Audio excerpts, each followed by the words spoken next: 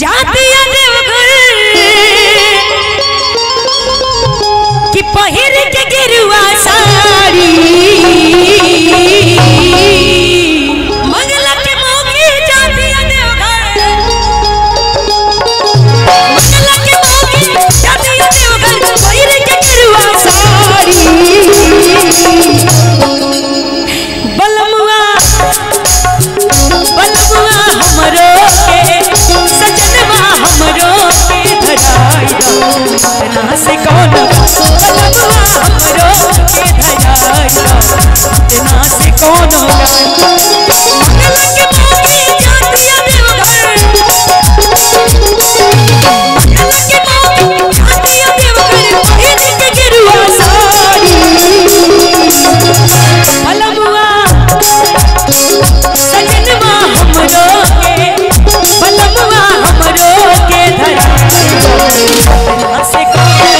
सजनवा हमरो के धराई से कौन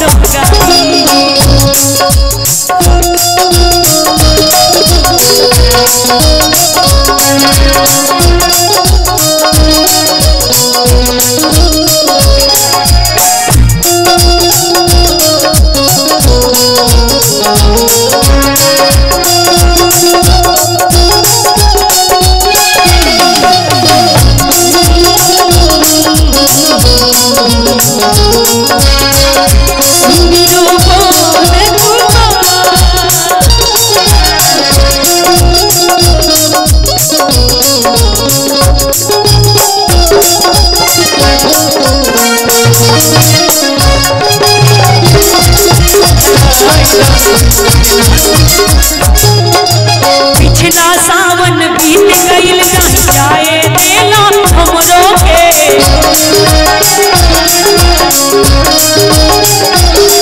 अरे यहाँ कौन की मारे दूसर चीज होता भक्ति भजन होता भाभी खुद चलिए यहाँ हम कहाँ जाए पिछला सावन बीत गईल ना जाए देला हमरो के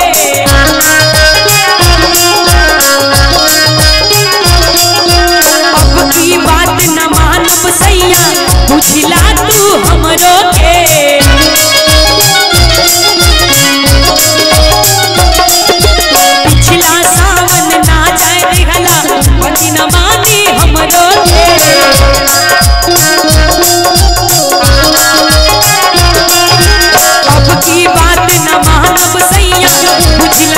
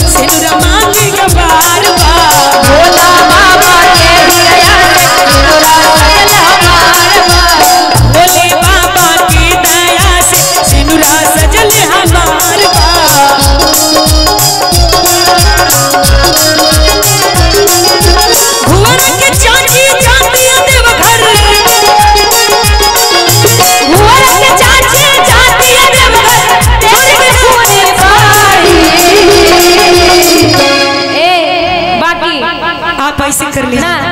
रुकिए। चाचा जी चाचियों के चाचा जी चाचियों के पटना से कौन